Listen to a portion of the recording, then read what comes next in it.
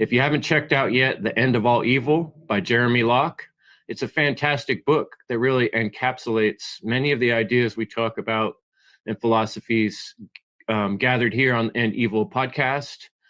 And you can order that book. Go to endevil.life. That's the website that contains all the past podcasts of the End Evil podcast.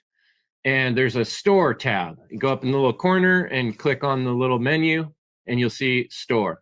On the store, you can find the book, The End of All Evil, which I will send to you with some End Evil podcast stickers.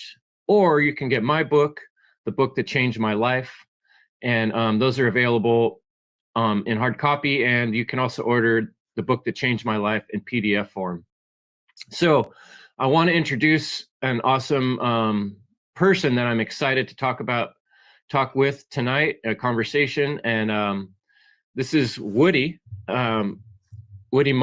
And Woody Martin is a fellow One Great Work warrior, a One Great Work network warrior who puts out a lot of great content. We met in Autonomy under the flag of Richard Grove with Autonomy. And Woody is an artist and a speaker, and he's become a strong natural law teacher, advocator.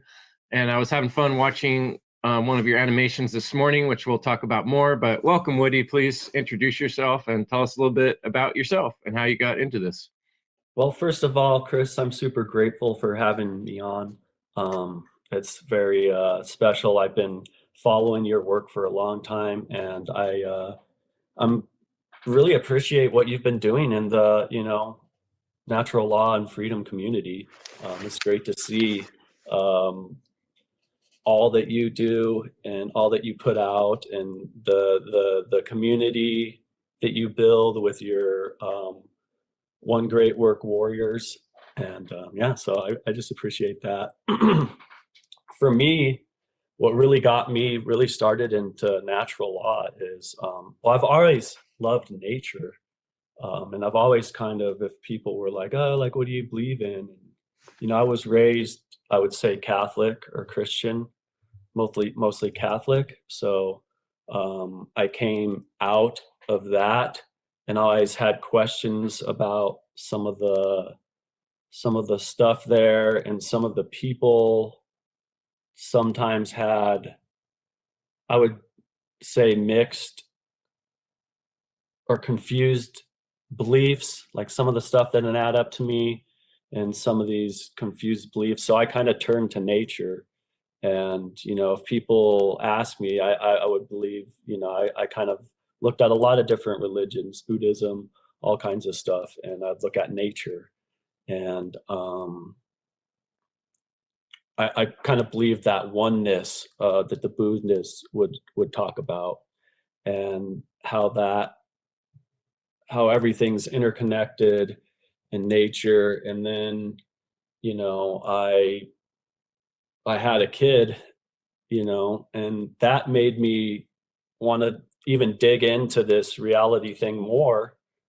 Because I went to college and I kind of escaped all that for a while and just kind of was doing my thing. I kind of back then just did funny, goofy art and kind of spaced out like these animal paintings in space. So once I got out of that, I moved on to, I had a kid, my daughter. And so then that kind of was like, I wanted to like figure things out a little bit more. And in my research, I stumbled upon Thoth, the Egyptian god, and I got real into that. And then that led me to the Hermetic principles, which led me to Mark's work. And then that's kind of, once I saw that, I was like, oh, wow, natural law. Yeah, this is exactly what I've been looking for all this time. This like completely makes sense. And then even the Hermetic principles, I really liked that, the mentalism, that all is mind. And that kind of like, I would say, corresponds with the, Buddhist kind of all is one kind of thing. And, to me, all is God, and you can't escape spirit, and that that's part of being human, is that spiritual aspect of us, and the natural, spiritual law that, guides us is, basically understanding right versus wrong. And if we understand that, we can end evil, I would argue. And if Me we follow too. that, yeah. So, Right. Like that's the hope. There has to be, from my point of view, there has to be some hope or optimism. I always point out there's so much evil in the world today. We're inundated with it. We're surrounded by it. You said you grew up close to nature, and so you've had this long time inspiration from nature. I really sympathize with that because I used to even say nature is my Bible, because I grew up in the Christianity milieu, I guess you could say, going to church regularly, Sunday school stuff, like a full week in the summer, and church camps, like a lot of church stuff in my growing up. So I had to kind of make this mental shift. Like, they're so concentrated on the Bible, but to me, it's like if I was the creator of this reality or universe, or even some high aspect of it, I would bake the lessons right into the reality that we're living in. And that's what I think is the situation. And so I've always said, yeah, my Bible's nature. But I'm curious, did your family background have much pressure in terms of what you should think or believe? What gave you that freedom to kind of realize that on your own? well, my family gave me lots of freedom in that realm of things, because my father he never went to church with us. And it's not that he was like against it, he just didn't go, you know. Right, right. And he would go I mean, I wouldn't say never, because there Yeah. were times where he went, and stuff or whatever. And they even renewed their vows, like, because my grandma was all up in arms that they weren't married in the church. And so Yeah. when I was like 14 or 15, they renewed their vows, and I was just a grumpy teenager, like, this is lame, because they've been married for like 20 years or whatever. But it was a fun party for them, and it made my grandmother happy. And so, Yeah. my father was willing to do that, because they eloped, like, they were hippies on their bicycles, camp, eloped. Okay. My dad was a musician, folk guitar, I would say master, because he was Right an on. amazing guitar player. And like, Wow. I'll have to share some of his music with you guys sometime. Yeah, that sounds Even good. just the music that wasn't his that he could play was like he could play this. I can't remember who the original artist, but there's a song called "Buckets of Rain." It's kind of like a bluesy, kind of folky. I don't know. Anyways, there was this finger picking version of that song that he could do that was just like, oh man, it's like, Wow, do you have a recording of that somewhere? I don't know. I'd have to search. But I mean, there's other recordings of the way he played it, because he was inspired by someone else that played it that way, and so he learned to play it that way.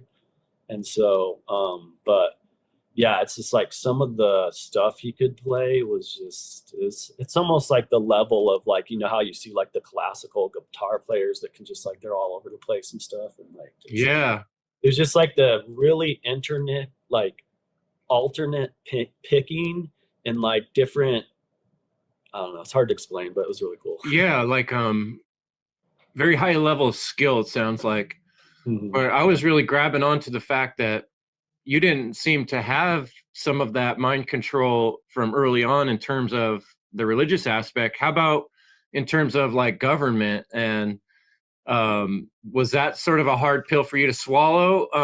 Or I guess what I'm really getting at is what really clued you into evil in this world? So many people, even coming out of the hippie movement, are like pretty like, oh, everything's, yeah, it's okay. You just got to put good energy in the world. It's not that bad, like, um, for a lot of people like myself, coming to terms with just how evil the functioning of our modern world is with all its stealing, was a shock, and I'm curious, there had to be some points in your life where you kind of realized, like, oh my gosh, this is really bad. You said you started listening to Mark Passio. I'm sure that was part of the journey, but I'm curious if there's any particular things that really clued you into the nature of evil, and and how bad things really are to make you become motivated to do what you're doing. Well, for to back up a little bit, yes, I had a lot of freedom because yes, my mom went to church, my dad didn't, and but so I did have a lot of freedom there, to like grow spiritually, and my dad was into other kinds of spiritual stuff.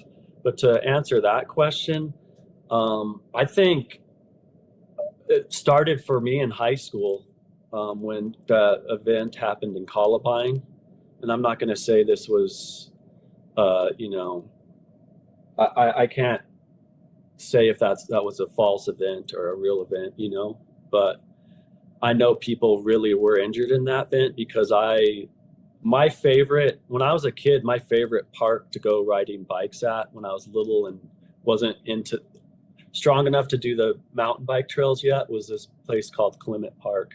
And they have, it was a nice like trail, and then they had playgrounds so you could play and then you could ride your bike, and it was a great place. Well, so right next to there is Columbine High School. And so that was pretty close to home. You know, we were only, 20-30 minute drive from where we lived to there. And so I had people that I went to high school with who's actually had cousins that were actually, you know, injured in that event. But I don't want to get dark. But like that kind of like, something happened at the school with the principal, and he was like, because everyone at the school was kind of like watching the TVs and about what was going on, and it was like everyone stopped doing the academics. So the principal got mad that no one was doing their academics and da da da da da, and then he had blowback for doing that because it was this huge like emotional thing that happened just like in 30 minutes away, and I don't know. So that triggered some stuff, and then of course not that long after that 9/11 happened, and that one was even, it wasn't close to home, but it was just like such a catalyzing thing for like everyone. And then a couple years after that, a lot of that David Icke stuff started coming out about, and other researchers about, that potentially being a false flag event. And so these things, I think, impacted me in a way that caused me to question. But here's the other thing that's really, really key, and what made me see the evil is I don't think I ever numbed my conscience out. I think a lot of people numb their conscience out to a point that they don't recognize it anymore. And it's sad. Yeah, I totally agree with you, Woody. And that's partly why I often, with guests on the show, I often go down this route, kind of asking my guest, well, what does evil mean to you? And how did you come to recognize it for what it is? Because I hope that listeners might have the ability to recognize that things are far worse than we could have imagined, because we grow up in this culture of acceptance of psychotic behavior and acceptance of stealing in its many forms, and even justifying stealing, like in the form of taxes or voting, where we're stealing the options that otherwise people would have to choose, and saying, no, you only have this choice or that choice based on the structure we've created or that's been around before you came around. Too bad, suck it up, do what we say, and fall in line. And I agree with you. I was kind of similar in the way that I've always been resistant to growing up, or just fitting into society from very young age. I was like, no, I'm going to stay young. I'm going to think for myself. And I think having parents that allowed that mental creativity to ask questions is huge. And so I kind of want to segue into creativity, because I can tell that that's the direction that, your dad with his amazing music, and I'm sure your mom has artistic talent too, because you are a budding artist. When we met in Autonomy, I remember maybe it was a while after we met when you were doing the art class, and I remember coming to that and doing some art with you, and I got a lot out of that. Even though I only came a few times, I really appreciated those times and seeing you post from time to time what you're working on, your little cartoons. So I guess what I'm getting at is, like you said, how dark do I want to get, right? Things are really dark, and we have to admit that. But then what do we do with that? How do we teach others when the subject matter is so difficult? Well, we find a way to lighten it. We find a way to bring art into it, to express it in a way that other people can understand it instead of getting stuck. So how has art and natural law come together? I guess. Well, I feel like art is a huge form of rhetoric, you know, like music is a big form of rhetoric, you know, and just through history, look at the art, you know, that the controlling class used. I mean, there's a lot of religious stuff. If you go to these museums like Metropolitan Museum of Art in New York, there's all these like huge paintings of all this stuff, and encapsulating these ideas that, you know, that the people were following. And a lot of these things were like, a lot of the art that still exists from these times were like stuff that were, you know, commissioned big level things that, you know, these artists were getting taken care of, you know, very well to paint some of these. But, you know, that doesn't mean there wasn't other art out there either. But that being said, I think it's important that the average person does their art and shares it, because everyone's voice is important, you know, not just the powerful voice that trumps everyone else, you know. It's like the little guy's just as important, you know. Yeah, the big thing's made up of a bunch of little things, right? And all our little voices are part of what reality is and is becoming, when we really look into the manifestation process that Mark describes. For instance, you know, all our thoughts and ideas and actions going out in the world is what's creating the next day and the next year, right? And look at what they're attacking first with AI, art.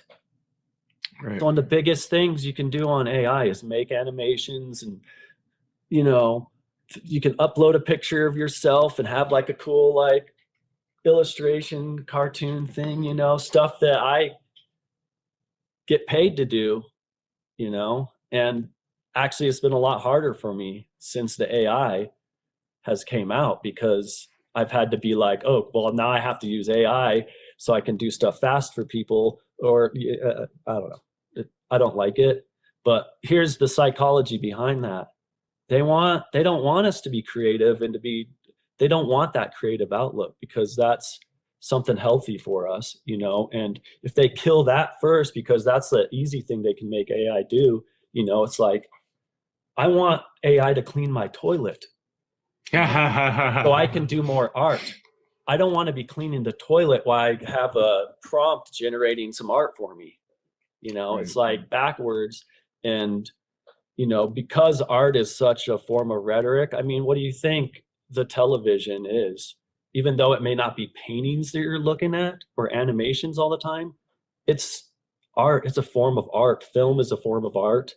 I would even consider nowadays podcasting as a form of art.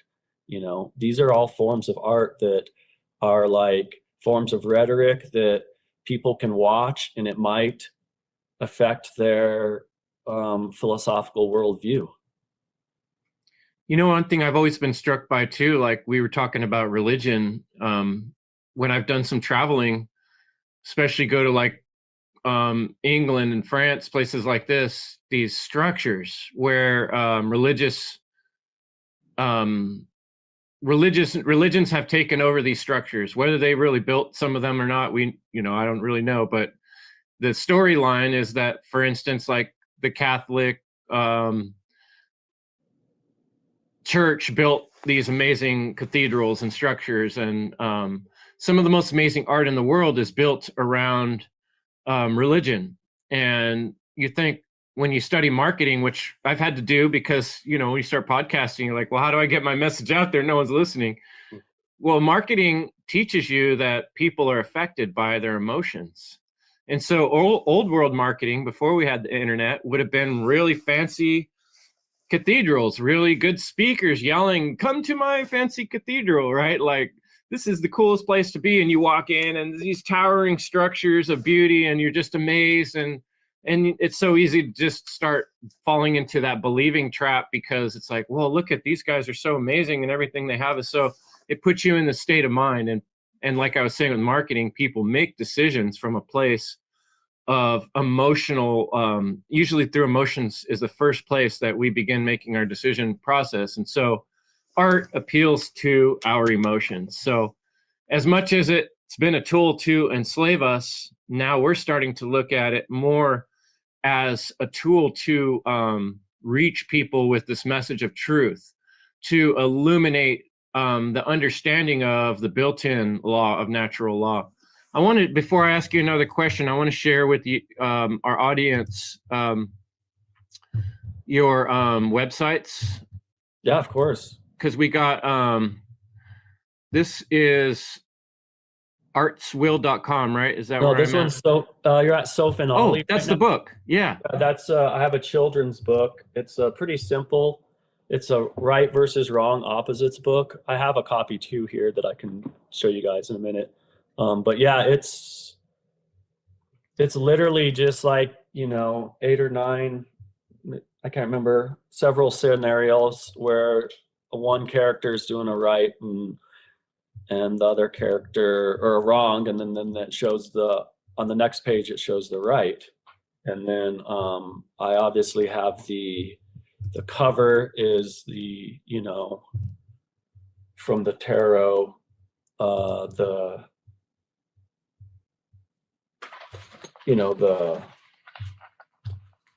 Soph and Ollie. the name of the card right now, but yeah, it's the. Oh, I see. With them holding the scales and swords. Yeah, and Great. the crowns. And so usually on the tarot card it's just the one. It would be only one character. But I like illustrating the two characters both like that because that means they're both embracing those principles. Right, and the left and the right pillars, basically a balance. Yes. Correct? Yeah, Beautiful. the left side is the self-defense principle, and the right side with the scale is the Non-aggression principle. yeah, non-aggression principle, which is basically understanding right versus wrong objectively. And then on the top they have the crowns on, which is saying they're self-governed. Right. Oh, that's beautiful. And so which my argument is, if you know right and wrong, then you're self-governed. Right. And that's, well, not only you know it, but you live it too. Well, and you're a father, and we'll talk about being part of a family in a minute here, but one thing I've heard a lot of other folks say that I totally agree with is, adults are set in their ways. A lot of us have been traumatized. A lot of us have already made up our mind about what we think reality is. So in terms of teaching natural law and affecting the future, I think your strategy of writing a children's book, of learning to speak to children about these things, is a powerful and good example of something that could be, long lasting into the future and helping out the next generation have some. There's not enough books out there. Indica Martin, someone I've interviewed in the past, and she did a great job with her book, Get Back to Nature. And oh yeah, that's a great book, by the way. I actually have spoke with her. Yeah, she's amazing, and that is a really good book. So I think this is a wonderful, beautiful thing you've done here. If you have children, if you know someone have children, get on this artswill.com and I'm sorry, this is Sophie and Ollie, sophandolly.com. Yeah, SOPHANDOLLY.com. Sophandolly.com. My bad. And you can get to it from Artswill too. Oh, okay. We can get to that later, but yeah, you can still get to it from Artswell. Well, I'll bring up here. Let me bring up artswill.com here. My other share screen. Replace screen sharing with artswill.com. There it is. Okay. Yeah. Now we can see your work with the Bigfoot series, which is also an aid, which I think is pretty darn cool. I was watching them this morning. The Bigfoot guy is named Nimajeb. Is that Benjamin backwards? It is Benjamin backwards. My crazy brain noticed that. Oh yeah, I see where you have Soph and Ollie on and you have links to Autonomy and the One Great Work Network. Yep. And so this is Woodrow's other website, artswill.com, that I accidentally said first, but which is fine. I would say this is my main site, that everything I try to funnel everything I do to this one site. And then if you want to get to the book, you can get to the book. You want to get to the cartoon, you can get to cartoon. You know, this is actually some of my paintings. I've been doing an art show down in Pueblo at a gallery called Blowback Gallery for the last 4 years. And a lot of these paintings were done for some of those shows. In fact, next November, I have a big show down there that's going to be mostly my own work. I think that there's going to be one other artist showing there too at the time. But next November, I'm having a really big art show down there. I just got offered it the other day, a week ago. So congratulations on that. Yeah. So, well, see this painting right there. Ooh. You're right there. Yeah. The gallery sold that painting a week ago. And then he's like, and he called me and it was like, where do I send a check? And I was like, whatever. And then but then he also was like, oh, I want to do a show next November with you. And I was like, all right, yeah, let's do it. Right on. So yeah, congratulations. That painting a little bit. We can, but we don't have to right now. That's a good one. The imagery and the things you're sharing in these paintings prompt a person to ask themselves questions like, what's happening here? You got this dark figure holding these raging dogs on a leash in front of what looks like the White House. Federal Reserve. Oh, okay. Government Federal building. Reserve building. Federal Reserve. And then look at the dog tags. Look what's on the dog. The police. Tags. Yeah. Military, all those guys. Right.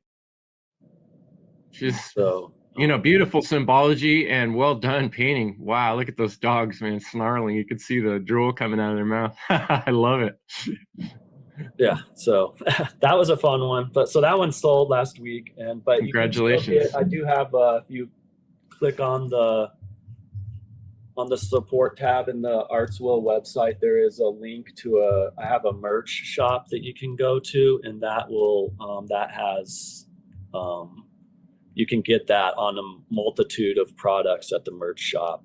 It's a little bit clunky because it's just it's like a red bubble thing, which I'm not necessarily. I'd rather move my stuff somewhere else, but for now, that's what I do, and it allows me to still create a lot. So, awesome. And then people can still get some of my art and stuff. So. The backgrounds are also available because I've been having so much fun painting these digital backgrounds for the Bigfoot cartoon, and all those are available on merch there too. So, congratulations, Woody. I know personally how hard it is to get these things going, to get a store on the website, to have something where people can actually purchase things. It's a process. I remember, gosh, it's probably been more than 5 years since we met in Autonomy. I always forget now whether I was season 4 or 5, but you came in real close to that following season, or maybe even the same as me. And ever since then, I've been working on trying to get something for sale on my website. It was just this last year when I finally got my book for sale. And so, yeah, I think it's a huge step in the right direction, what you're doing. You have things that people can purchase, things that people can look at. You're setting an example for other people, the world, future children, how to express yourself in a way that doesn't cause harm to others. And not only that, but teach the lessons of natural law in a fun way. And so, jumping off that, I want to talk about Bigfoot. I love Bigfoot because, okay, first of all, I'm going to say one of the big things in my journey that really kind of pushed me over the edge before I got real deep into, I don't remember if it was before I got deep into Mark Passio's work or partway in. Probably it was partway in because he mentions Lloyd Pye. And I remember watching this video, and I've shared it to people. Anytime the subject of Bigfoot comes up, I'm like, "You guys heard of Lloyd Pye? You need to watch this Everything You Know Is Wrong video." And so, listeners, if you haven't yet, don't check it out now, but write down Everything You Know Is Wrong by Lloyd Pye and check out his work. And then let's hear what you have to say, Woody, about Bigfoot and your cartoon and this idea you came up with. Well, my idea was that so the original idea was, I wanted to do a cartoon with a character who's not human, but is studying humans. And so I was like, I could do an alien, I could make up, some stuff. But then I was like, oh, Bigfoot. Bigfoot supposedly lives on Earth.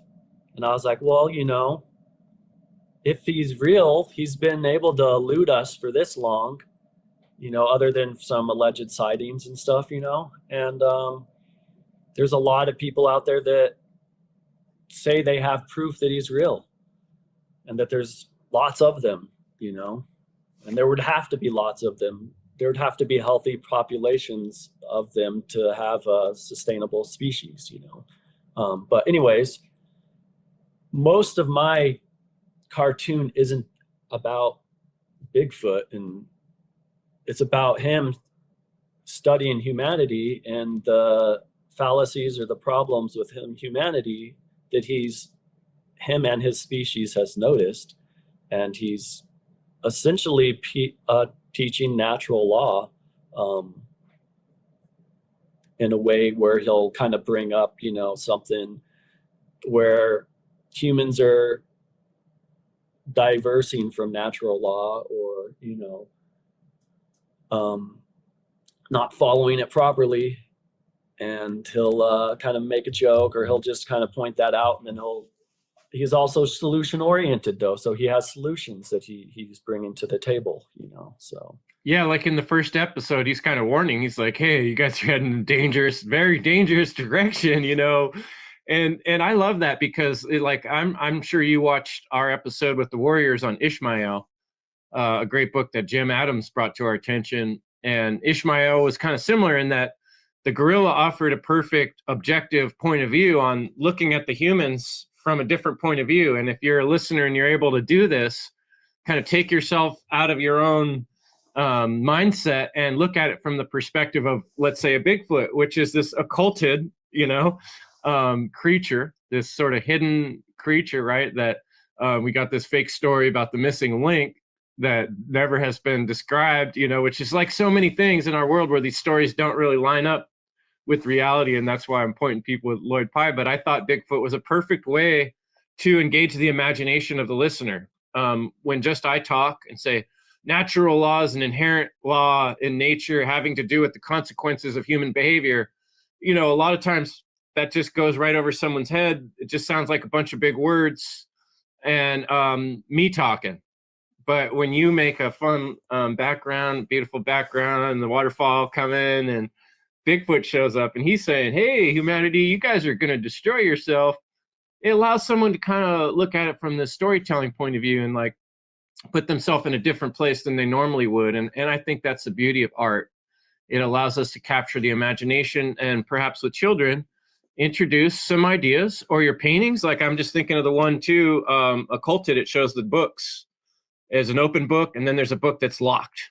Right? Yeah. Uh-huh. It's like, what does that symbolize? There's this knowledge that's being hidden, that's locked away, that perhaps we could find a way to unlock and get at. Let's stir the curiosity in other minds. Yeah, that's beautiful. Entitled, go ahead. Yeah, that painting's entitled Ignorance versus Nescience. And I would argue that sometimes we're nescient of information because we don't have access to it because it's been locked away, right? which I would argue most of the information now is out there and you can find it. But yeah, they don't make it easy for you to find.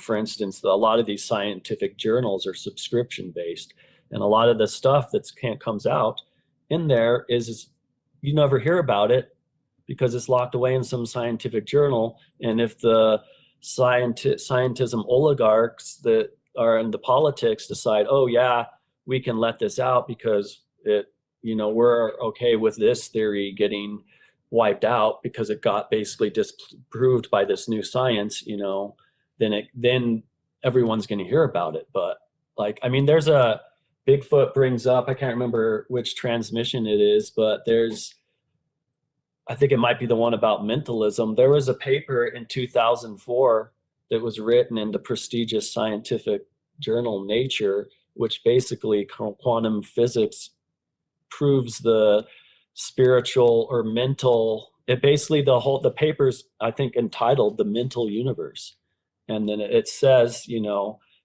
basically it sums up with saying something like the universe is mental / spiritual. Enjoy, and like live and enjoy or something like that is like how they sum it up. But it's like, I think the way they figured it out is with the slit experiment and like I don't know if you've ever heard of that, where Absolutely. some people see like a particle and some people see a wave collapse. And so so this is something I talked about in spiritual mathematics. I think that's often looked at incorrectly. I think often the conclusions people draw from those experiments take them in a direction that leads to a dead end, when you really consider that reality itself is the proving grounds of moral consciousness. That's exactly what this reality is us working out what right and wrong is in real plane, in a sequential time, which you can imagine a greater universe where time doesn't matter, where existence just spreads out in every direction almost infinitely, maybe infinitely.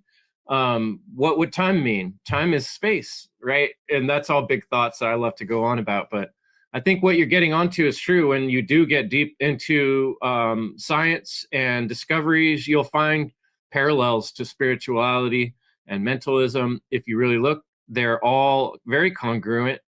And some of these recognitions and realizations were what helped lead me towards the understanding of natural law and wanting to teach and explain it, because it's so basic and simple. And it helped me feel like I had a better grasp on reality, where when I grew up with the false constructs of religion, school, order following, it all seemed like chaos and it didn't make sense, And some of these events that happened, like you described, these kids shooting up the school and people getting hurt, and 9/11, all these people dying, were sort of jarring moments that made me realize, like, there's something wrong with this whole equation that we've been given, where it doesn't all add up to reality. There's something false about it. And you can tell when someone's lying to you if you're paying attention. You can tell when the world's lying to you when you're paying attention. And so I think people are starting to recognize that, or they do on different levels. But the question is, how do we jar them to actually realize these things consciously and help share in the work of changing things? And I think you're doing that with your art and stuff. But what I'm curious about, interpersonal relationships. This is something we talk about on this podcast because we all struggle with it. I recommend everybody be doing something like you're doing. Have a website, be putting out some kind of work. That's really the work. But that being said, we still have the struggle of dealing with family and friends and acquaintances and people that do not get what we're saying. And that can be extremely frustrating, especially on a week like this, where it's like Thanksgiving. You got family members coming all together and they all have their ideas of what reality is. And you try to interject something truly important and you get shut down and beat up mentally by people. So I'm curious about your experience with that, dealing with family, friends, people you talk to, with these conversations, with your realizations. How's that go for you? It's a mixed bag, but it kind of depends. There's some people that I can't really talk about this with. They're too calcified in one direction or the other. And there's some people that are open and receptive.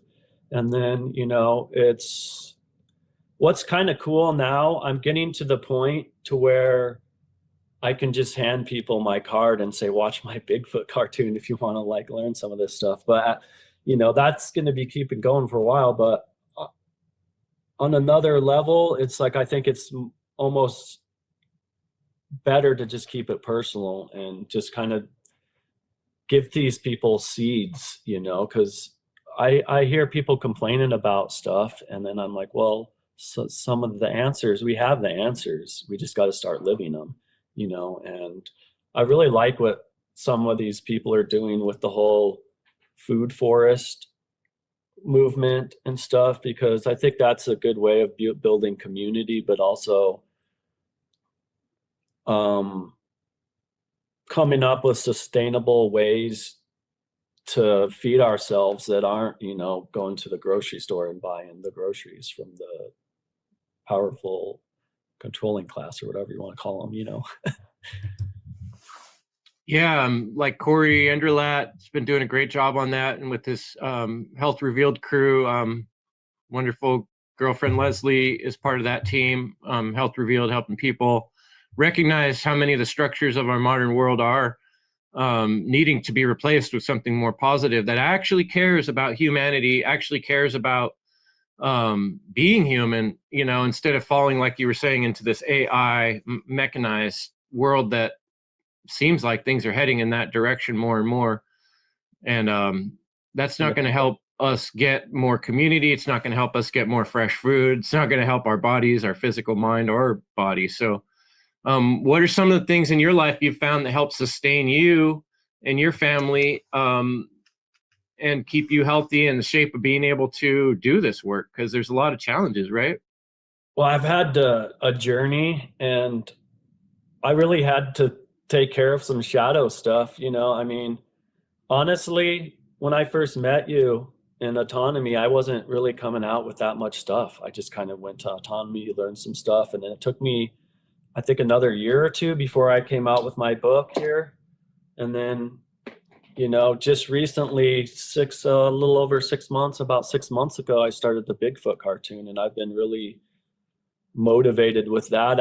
I can't believe I've done 26 straight weeks of producing that cartoon, and I'm not using AI to make it. I'm using it's kind of like you could compare it to like a motion capture software for a 2D a puppet that I drew all the artwork for, and rigged up so it you can I would say it's a combination of kind of like how you'd operate a video game and motion capture. So some stuff I do through motion capture with my camera and like acting out and like blinking my eyes. And I literally, when the Bigfoot's eyebrows goes up, it's me acting that out with my eyebrows. I was wondering because it does a really good job of the mouth keeping up with the words. I was kind of impressed by that.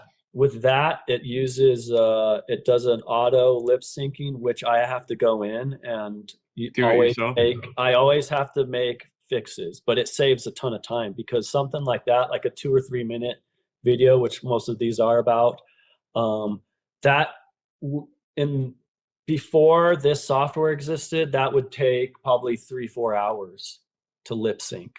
Now I can do it in about 20 minutes because it uses because you can auto translate things.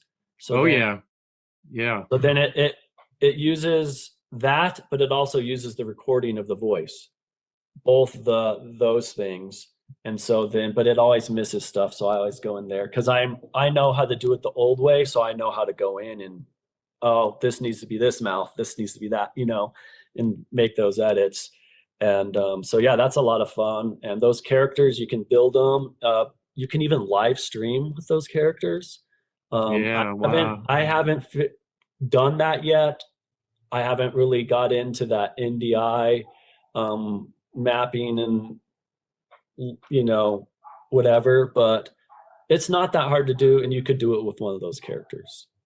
Obviously, the lip sync wouldn't be as clean, but you're live streaming, so who cares? Yeah, there's little bit different expectation, and there's always this progression of learning, and then this is another good topic, actually, technology, because like we were talking about last week, the rise of AI and technology going more into its own possibility of more evil coming into it, in that it thinks for itself and it's being programmed by evildoers behind the scenes. But on yet, to do the work we're doing, to reach the most people possible, we've got to find a way to get online. To get online and create beautiful art, to keep up, we have to learn as much technology as we can. And for me, that's been a struggle, coming from a guy who didn't really want to learn technology. I'm curious how your struggle with learning technology has been since you started doing this type of work. Well, it's been a struggle because I started out doing all my art just on paper and on canvas. And I still do a lot of art like that. Like some of those paintings you were cycling through on the website earlier are actual oil paintings on canvas and stuff, you know. But I had to not fight it. And in school, when I went to art college for animation, I had to learn some software and learn how to do things. And some of those softwares I still use, like Photoshop, After Effects, Premiere Pro. I use those quite a bit. I've those. actually done some animation work with Photoshop. You can do this video timeline, Oh, and I made a whole little animated video I haven't showed yet, but yeah. yeah. Or you can use Adobe Fresca, which is on the iPad, which you can animate, which is what I've been drawing. All the Bigfoot art is just Okay. in Adobe Fresca. And you can animate in Adobe Fresca, and then you can put that in Photoshop. And, you know, it basically is kind of like Photoshop, but it's more Geared towards drawing, and they have a lot of different more brushes and stuff in there than it is towards like manipulating photos. But yeah, you would take that into Photoshop, and then the Photoshop file, you have your layers, and as long as you have your layers named properly for your puppet, then you just put it into the Adobe Animate software, and you have your puppet there. You can rig it. There's videos online. It's not that hard to do, really. And I can do that for people. You know, if people need that done, I have a service where I don't have it like formally laid out on my website. I need to do that at some point, you know, but I am open to commissions if people need help. You know, if they're making a video and they're like, I don't have this image, I need an image, and I don't want to use AI, I can do that kind of stuff for people, you know. Or fantastic. if someone wants a puppet made, you know, they're not an artist, but they want to do a podcast and they want to have a puppet instead of being on it, I can make them a puppet and teach them how to use the software at a level of just controlling the puppet, you know. And are you able, Woody, to kind of make your income doing your artistic work, or do you have to supplement that with other type of work? I have to supplement, but right now I'm mostly doing video editing, and I'm doing a lot of stuff. But yeah, right now I'm mostly just doing that, my art stuff. Good but for I work you. for That's a impressive. my biggest client right now is I do video editing stuff for, and it's not in the natural law realm at all. But yeah, I do, you know, I'm building things up, and I'm getting to where I can fully sustain myself. But right now I'm having to do some things on some side hustles, or I've had to pick up with some part-time jobs and stuff here and there just to keep food in my Yeah, mouth. and you have a family, kids, and I think that's an important topic too, because I think a lot of people, when they run into natural law, become recognizing that government is a form of slavery, and a lot of the jobs associated with government and order following provide a lot of money for people and security, right? And so if you come to realize, like I did, I'm involved in a sick system. I'm getting paid through money that was stolen from people. I don't want to be that way. That's kind of like where people like yourself and myself went to, like a school like Autonomy, went to Mark Passio's How to Become the True Media, in hopes of sort of separating from the mainstream typical job lifestyle, but it can be very difficult to keep yourself afloat. And I found the entrepreneurial lifestyle requires being willing to try different things, being willing to, create multiple ways of bringing money in, and sometimes cutting it closer than we want to, cut it. It was much more comfortable when I had a steady paycheck coming from a government job, but I can't be doing that while I'm talking about ending evil, contributing to evil. So I really appreciate that you're living that lifestyle, as difficult as it may be, while supporting your family and while trying to teach these lessons. So that's impressive. Thank you for doing that. Yeah, I'm building stuff though, and so I'm trying to do it in a way that hopefully I can start turning that into, some income, because like I said, with the and I have made some sales here, but like with the Bigfoot cartoons, some of that you can get on the merch website. You can get not all the backgrounds yet, but at least half the backgrounds that I've done for Bigfoot you can get as like a wall print or a pillowcase for, a throw pillow, or all kinds of different, like a tapestry like Chris has hanging behind him. There's all kinds of stuff there, and that's an income stream that once it starts taking off more, that's going to help support me and my family. And just like anytime, just people watching the videos and hitting subscribe, and then, I'm putting out, my book. This book here is a great way to support me and also get something that's a positive thing that you can teach people, right and wrong. And I would say it's not a read. Kids probably couldn't read that book to themselves because there are some big words in it. And so, but they can understand it, because the psychology is, you could read, a scientific book to a kid and they'll internalize a lot of that. I remember they're way smarter than people give Yeah. them credit for. One thing I remember being a camp counselor, we had these books and cards that would supply ideas to group games you could play with the kids. And they're usually grouped by, this is for ages 5 through 8 or whatever. And I would constantly attempt the games that were made for an older audience on younger kids and find out that they can do it.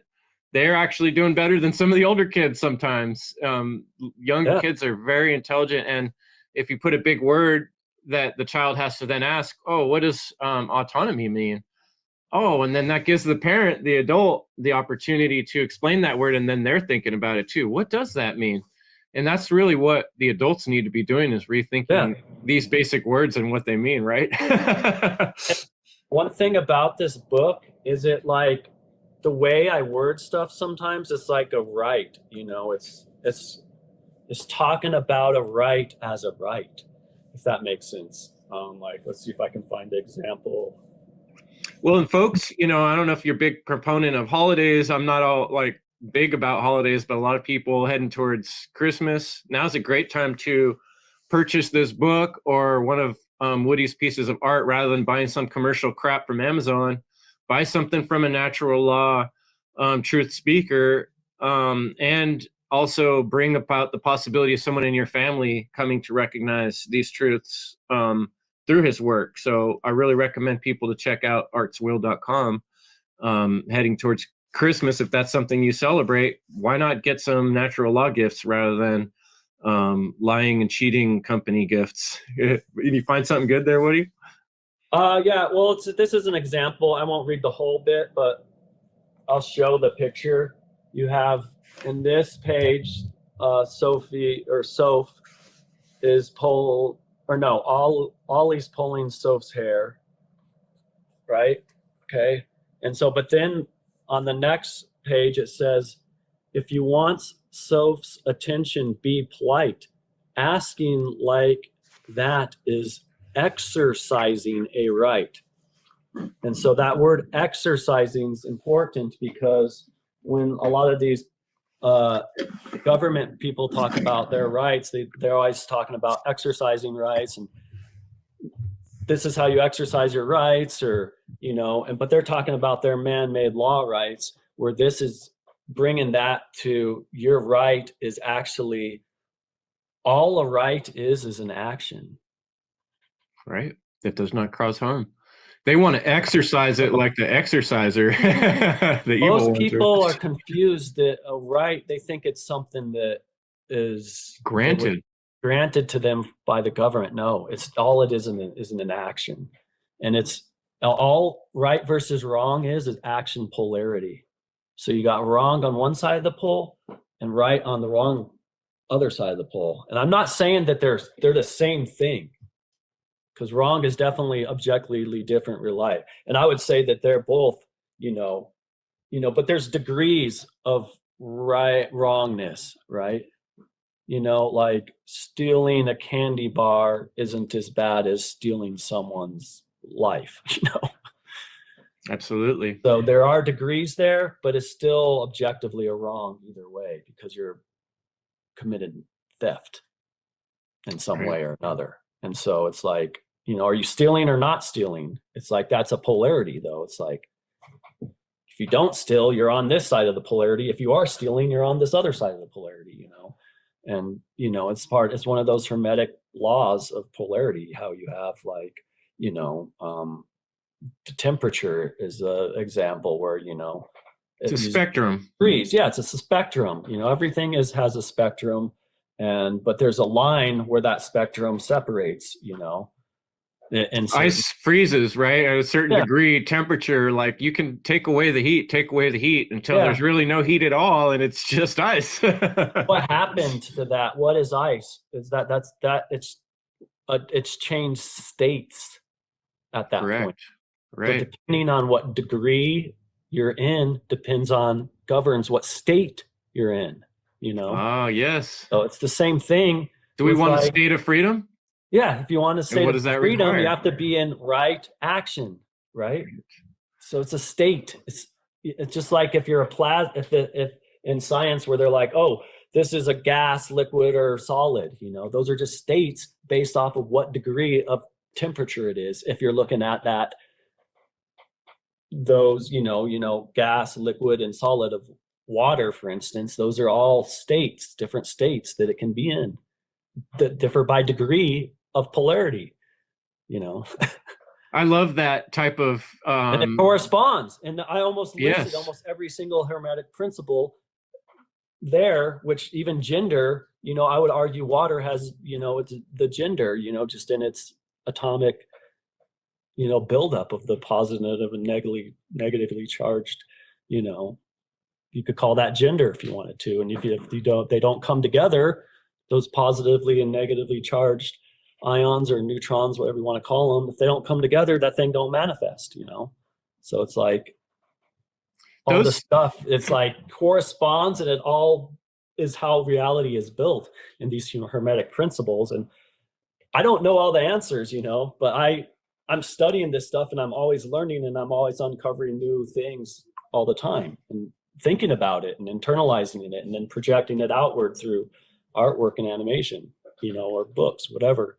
And that's a beautiful process. Music, right? Too. I've been getting back into music just like you, Chris. You said you kind of were out of the music for a while. I've been the same story for me.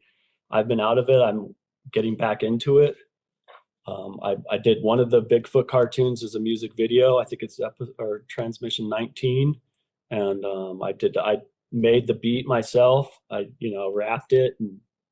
Right on. I don't think I've seen that one. I'm gonna have to go back and review that.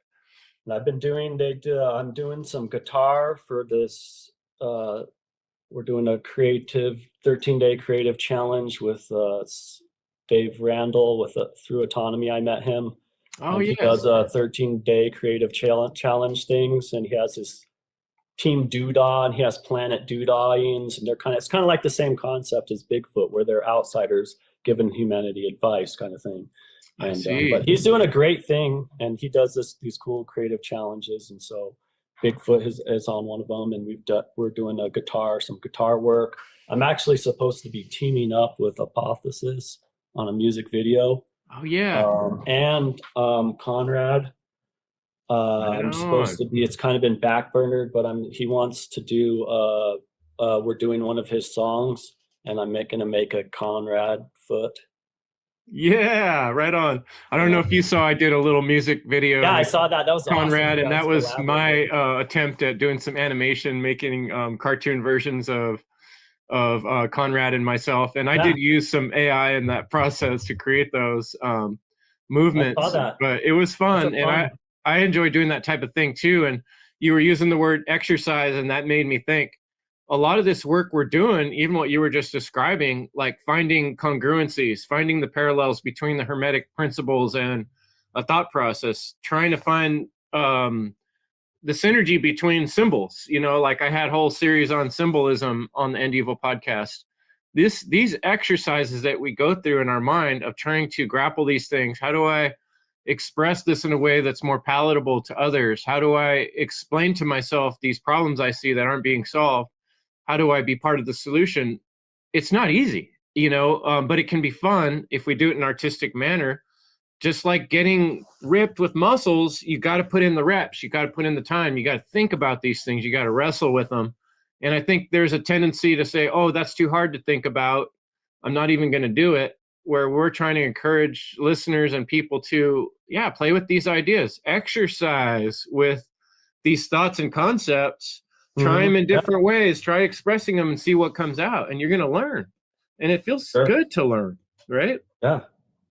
And I think outsourcing all of your entertainment is a problem too, because that's what most people do. Is they outsource Right.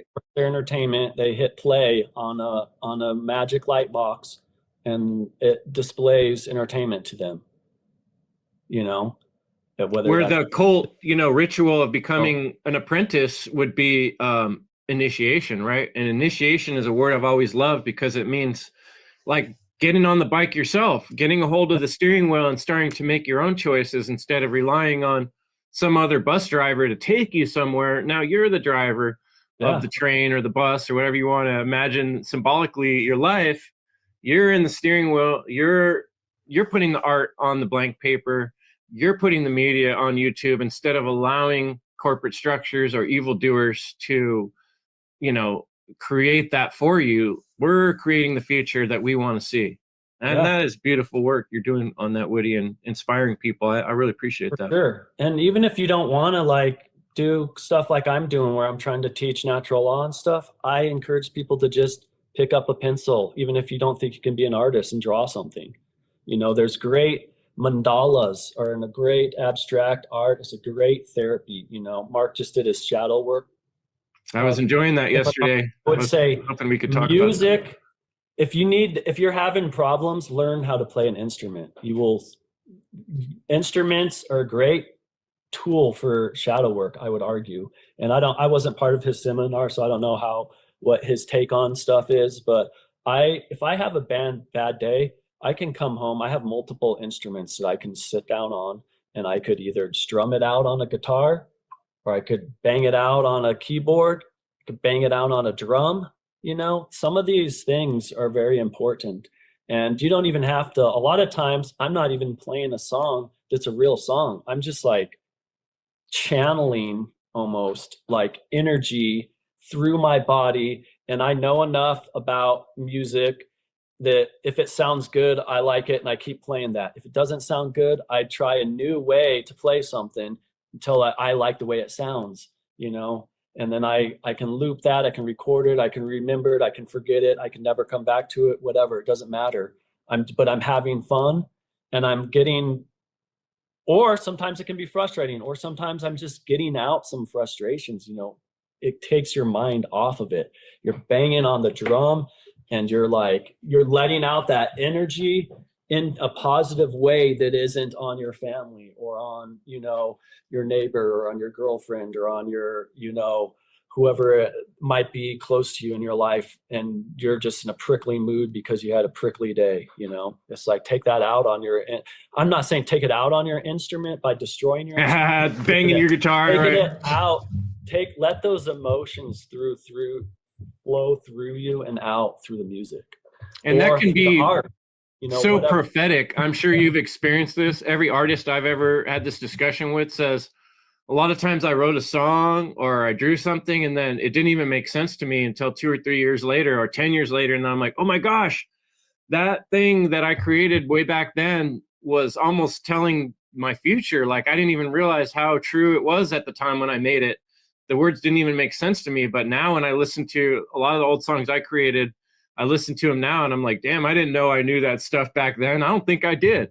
I think God, whatever you want to call it, the universe, the creator, the essence of reality, our divine source, it allows it to come through us. And when we create that, we just let ourselves be a crystal, a channel of letting the truth flow through us. And that's when sometimes we can make incredible discoveries. So that is a powerful part of doing the work you were talking about, Mark, shadow work. He gave some pretty specific methods in that course on how to do shadow work. But I think one that you're talking about is something I have used successfully in my life is we got so much emotions from being in slavery, from being traumatized our whole life, from being treated like slaves in so many ways, that there's a lot of trauma and bad feelings that need to be dealt with, and doing art and work through some of that so that we can get to that point where then we can help and teach others and be part of the great work. So that's me going on a lot, just excited about what you were saying. I'm so excited that you're working with Apophysis, Devin in Georgia, and Conrad. If people want to look back on the End Evil podcast, they've both been on the podcast. And Sound Path to Freedom, those folks are awesome. So I'm just going to give you the floor for the last few minutes here. Anything you want to talk to the audience about or advertise for your upcoming work, feel free. Well, I had a friend in town a couple weeks ago, and he's a writer, and we came up with a fun Santa cartoon that's going to be coming out hopefully next week if I can get everything done. Other than that, my Bigfoot cartoon premieres weekly at 3 p.m. Mountain Standard Time, or what I guess we're on Mountain Standard Time now, but it's 3 p.m. whatever time Mountain Time is, weekly. And if for some reason I decide to skip a week, I will let people know before that happens. And what day of the week is that? Oh, Thursdays at 3 p.m. Mountain Time. And so that's something there. And yeah, so I might, since I think this week I'm actually skipping that to do the Santa one. And so we might release that on Friday instead of Thursday. We'll see. But typically moving forward, for sure, I try to, always have those cartoons out at 3 on the Thursdays. And then, obviously my website, we went through the artswill.com and the sophanolly.com. Those are great ways that, if you want to buy a children's book for your children, that's a great way to support me. Or if you click the support tab on the artswill.com, there are a number of ways to support me, which even include if you want to commission me to do something. I'm old school. I have the phone number right at the top right hand corner there. You can just give me a call, or that's probably really the best way to get a hold of me right now, until I'm working on setting up some other systems for people to contact, but right now that's the one I like the most. But yeah, and other than that, I encourage people to be creative, and at least try to embrace the creative side of you, even if you don't think you have one, because I think it's an important way to not only challenge your mind, but also it's a good way to release emotions and stuff. Yeah, like we said, practice, training, and also and you have a sense of accomplishment afterwards, whether it's you get a song or some art, you have a sense of accomplishment. And it's like, I have my cartoon series, but not that many people are watching it yet, and that's fine. And the Stoics would say it's not necessarily about how many people are watching it. It's about, look at what you have accomplished. In 26 weeks, I've animated 26 cartoons or more. There's actually more than that, because there's one I did with the 13-Day Crown. But anyways, if I do the math, just they average around 2 to 3 minutes long, 26. I've almost animated a feature film worth of minutes in about half a year, which a year ago, I never would have even fathomed that I could have done that. There's an animation below the Bigfoot on my website. It says, "Are you teachable?" It took me 2 years to make that one. Okay. And yeah, I slacked a lot. I didn't always, stay up after, putting the kids to bed and work on it. But that thing, it took me 2 years. And that's I think it's a little over 2 minute long film, where now I'm doing a 2 minute film every week, so it's like, I've blown my own mind out of the water, and so and now it's like, I've exercised this, and it's almost like a habit for me now, that I'm like, oh, I need to do my new because I've been doing new backgrounds for every cartoon. I'm like, well, I have the puppet built. I might as well, I want to keep doing art. So let's just keep doing new backgrounds, And so, I'm like, oh, I got to do it. It's not like I got to, it's like, cool, I'm going to do another background.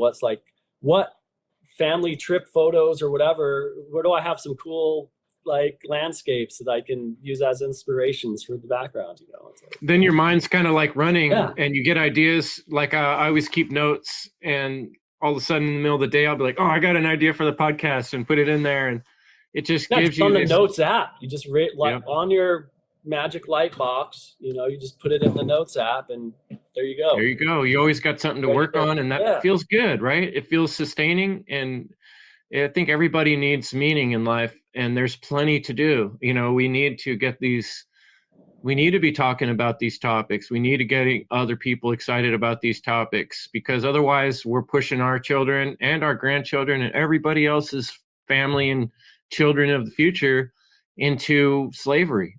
And if we're not trying to change that, we're just going down with the ship.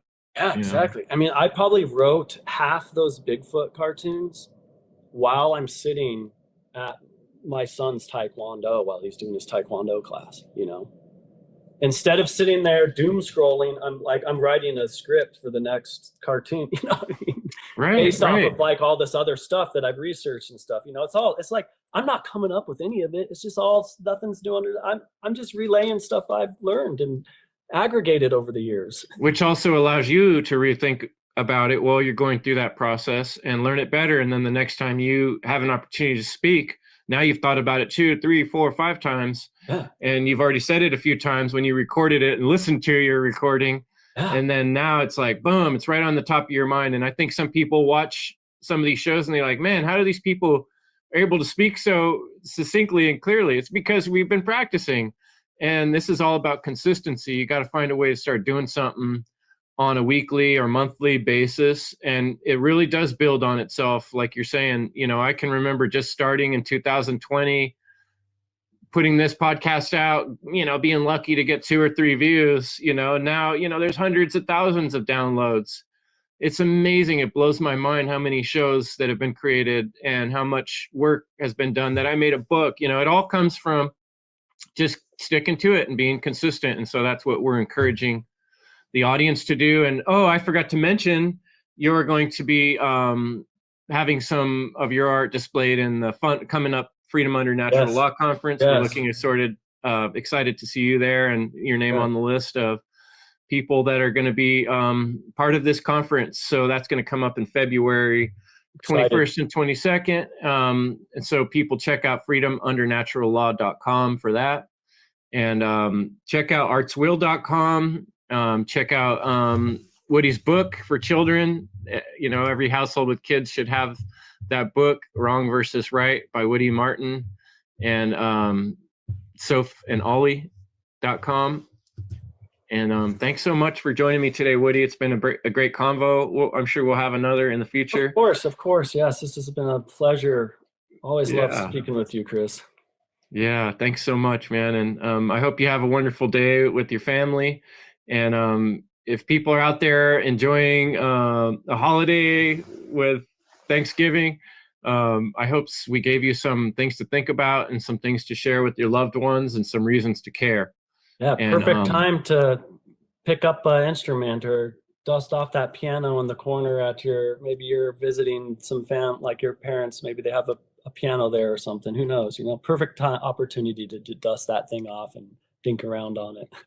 Yeah, and maybe if people don't want to hear the way you have to put things, maybe they'll be a little more keen to hear how Bigfoot has to say.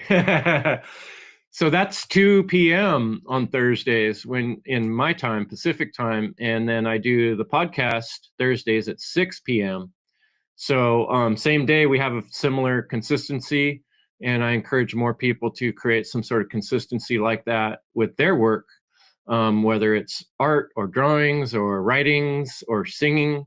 Find a way to express the truth of freedom, natural law, and help humanity get out of this gorge of evil and work on doing actions that don't cause harm to others. That's right. Thanks your much, art Woody. doesn't have to be perfect, so don't let perfection stop you from doing it. Absolutely. Much love, folks. Evil is the destruction of freedom. We'll see you next week. Good night. Thanks again, Chris.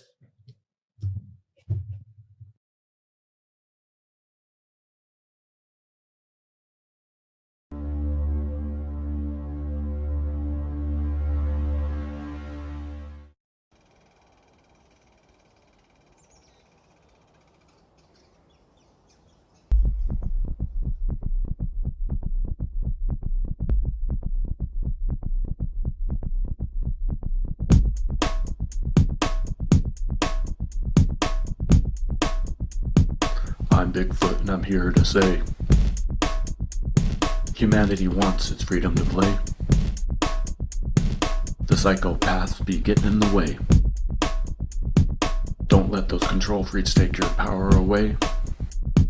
Yo, power elite, humanity's not your prey.